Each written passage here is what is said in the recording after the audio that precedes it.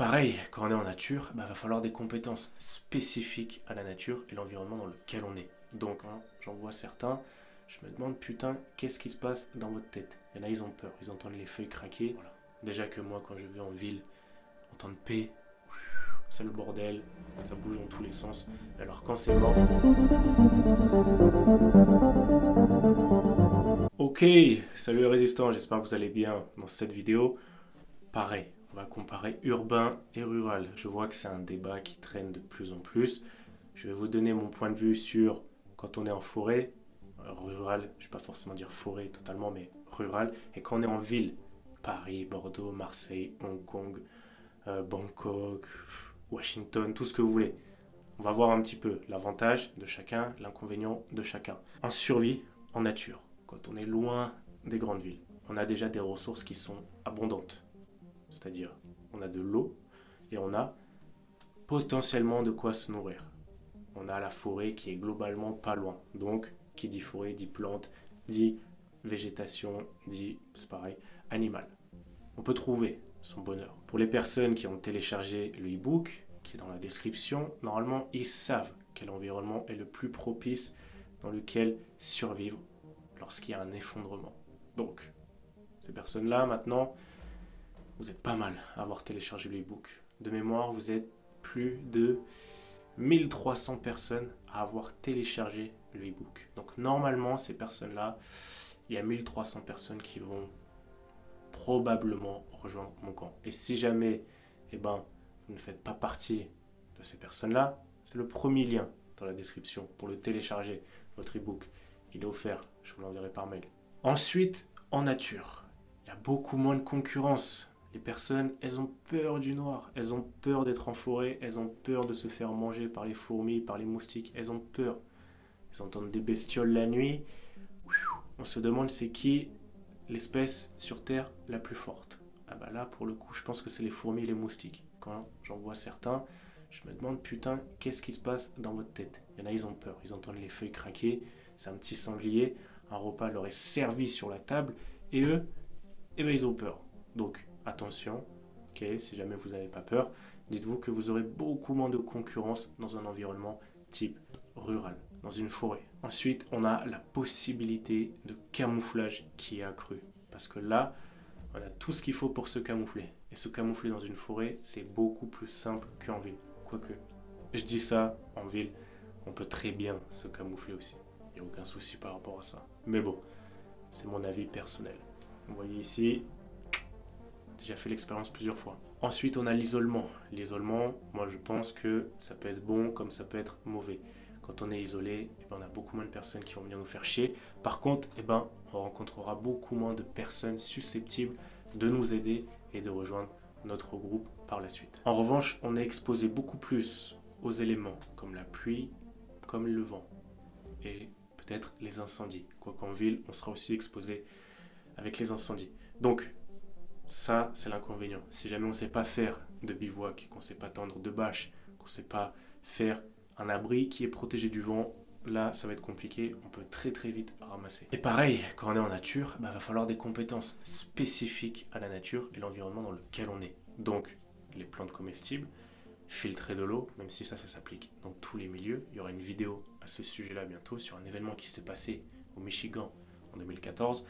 Et on a ensuite tout un tas de compétences. Le pistage, la chasse, la cueillette, les plantes, toutes ces choses-là. Le bushcraft.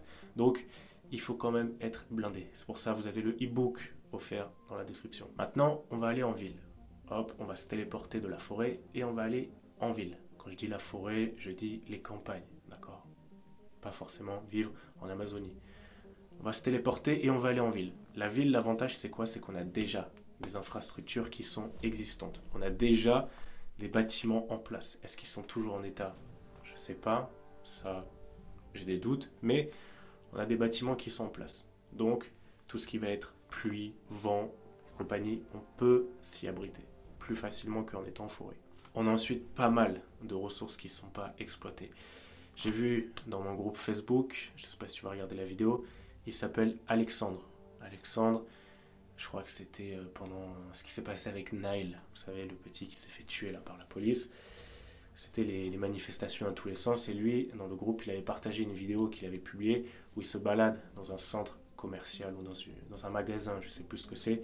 Et donc derrière, il voit voilà, qu'il y a des conserves partout, des trucs qui sont cassés. Vraiment, c'était le bordel. Voilà. Donc, c'est vrai que quand on est en ville, on a beaucoup de ressources qui sont inexploitées, que ce soit médical, que ce soit la bouffe aussi. Ça, c'est important à prendre en compte. Par contre, la concurrence, elle est accrue. Parce que je pense, c'est mon humble avis, mais quand tout part en couille, la plupart des personnes, qu'est-ce qu'ils vont faire? Vu qu'ils ne sont pas prêts, vu qu'ils n'ont pas de stock, où est-ce qu'ils vont aller?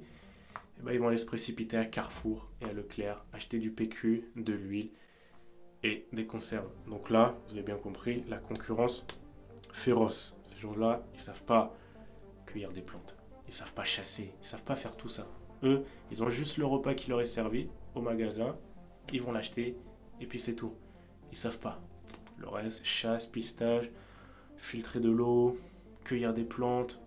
Ils ne vont pas prendre le risque en général. Le problème en ville, c'est qu'on est dépendant des structures. On est dépendant des structures. Donc, si jamais le bâtiment il n'est pas bon, en mauvais état, ou que ça pue, ou que peu importe, vous avez bien compris que c'est compliqué. On peut tendre une bâche, on peut faire un bivouac en ville. Probablement. Je ne recommanderais pas ça, mais bon. Si c'est la dernière solution, pourquoi pas.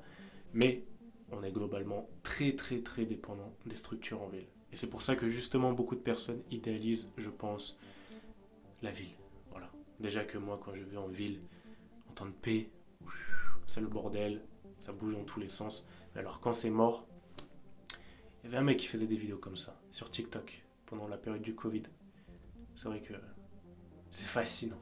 On a le risque sanitaire qui est augmenté. Là, pour le coup, en ville, la concentration en kilomètre carré de personnes, elle est forte. Donc, maladie, viralité. On a ensuite l'eau, les rats, les poubelles, les punaises de lit. Voilà, toutes ces conneries-là, en ville, c'est fortement concentré. Donc, le risque sanitaire est beaucoup plus important qu'en forêt. La forêt, peut-être qu'il y a des gens qui vont me dire, mais qu'est-ce que tu dis? La forêt, je trouve ça extrêmement propre. En fait, on est dans la nature. On est de retour à l'état sauvage. Là où on a grandi pendant des millions d'années. Donc, la forêt, moi je trouve ça relativement propre. Et maintenant, vous me voyez venir. Qui dit débat, dit, c'est quoi votre retour? Donc, dans les commentaires, vous allez me dire. Moi, je pense que le rural, c'est mieux par rapport à ci, par rapport à ça. Moi, je pense que l'urbain, c'est mieux par rapport à ci, par rapport à ça. Mais je veux une décision. Je veux un avis qui est tranché. Moi, c'est rural, pas urbain. Donc, j'attends votre avis dans les commentaires. Je ne réponds pas à tous les commentaires, mais je les vois tous. Vous en faites pas. Et je vous remercie. Dites-moi ça et je vous dis à très bientôt. Ciao.